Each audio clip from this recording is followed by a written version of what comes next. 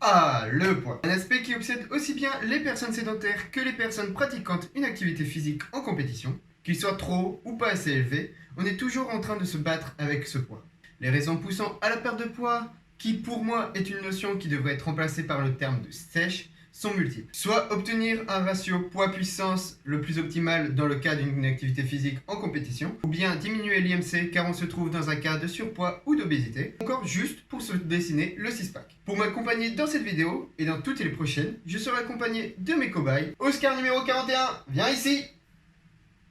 Pourquoi est-ce que j'ai besoin d'un Oscar dès maintenant, alors que je suis encore dans l'introduction? Eh bien pour expliquer un point important qui est de ne pas se fier à l'IMC. Oscar fait 1m70 pour 72,5 kg. Si on fait le calcul, on tombe sur un IMC d'un peu plus de 25. Et d'après le classement proposé par l'OMS, il est considéré comme un léger embonpoint. Or là, il y a une grosse erreur, car en réalité, il a un pourcentage de masse grasse de 13%, qui est considéré comme dans la moyenne basse pour son âge et son sexe. Et c'est maintenant que vient un autre point important, l'importance des objectifs. En effet, si Oscar veut juste maintenir son état de forme, il n'a pas spécialement besoin de sécher. Cependant, les envies d'Oscar sont un peu autres. Il cherche à améliorer son niveau en compétition. Et là, si on prend pour référence le tableau issu d'une conférence de Véronique Rousseau à l'INSEP, on s'aperçoit que Oscar a une masse grasse considérée comme élevée et aurait donc des influences négatives sur ses performances. Il va donc devoir faire une sèche et non pas une perte de poids pour pouvoir optimiser ses performances. Donc voilà, en fonction des objectifs de chacun, nous avons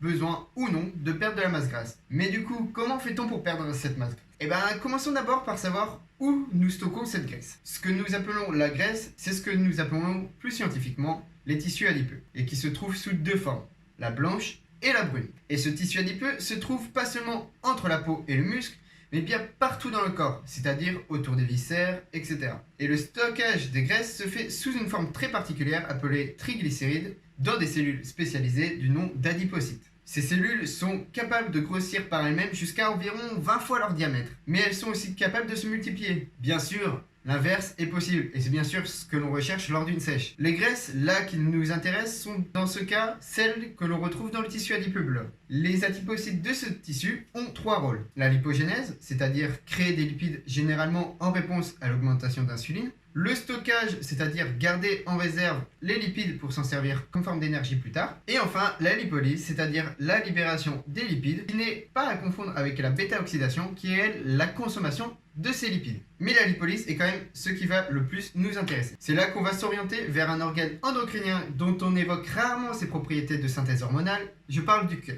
Car oui, le cœur est aussi un organe synthétisant des hormones, dont une qui va stimuler la libération des graisses dans l'organisme pour les utiliser comme source d'énergie. Plus le retour veineux est important, c'est-à-dire le débit sanguin qui revient vers le cœur, plus l'hormone sera sécrétée et donc plus il y aura de libération de graisse. Ensuite, une fois libérées, les graisses vont en direction des tissus musculaires via des transporteurs, dont un type de transporteur qui s'appelle carnitine. Plus vous avez de carnitine en action, plus les graisses seront mobilisées dans la cellule et du coup, plus vite vous perdrez du poids. C'est pour cela qu'il est intéressant de prendre de la carnitine avant, pendant et après effort lors d'une période de sèche. Ensuite, une fois dans la cellule musculaire, les graisses subissent un phénomène qui s'appelle la bêta-oxydation et qui aura pour but de les utiliser en énergie, et dont une partie en ressort comme déchet sous forme de CO2. Ce CO2, vous allez ensuite l'expirer. Donc oui, vous éliminez les graisses en respirant, mais ça sert à rien de faire ça, car le seul truc que vous allez faire, c'est réussir à faire de l'hyperventilation. Et voilà, dans cette vidéo, on a vu comment les graisses sont mobilisées. Et du coup, dans la prochaine vidéo, on parlera de ce que l'on doit faire pour sécher. En attendant, je vous laisse vous abonner à cette chaîne pour ne rien louper et de laisser un petit pouce en l'air. N'hésitez pas non plus à rejoindre ma chaîne secondaire où je fais plus du divertissement qui n'a rien à voir avec le sport. Et à me rejoindre sur mes comptes Instagram. A bientôt pour la prochaine vidéo. Ciao!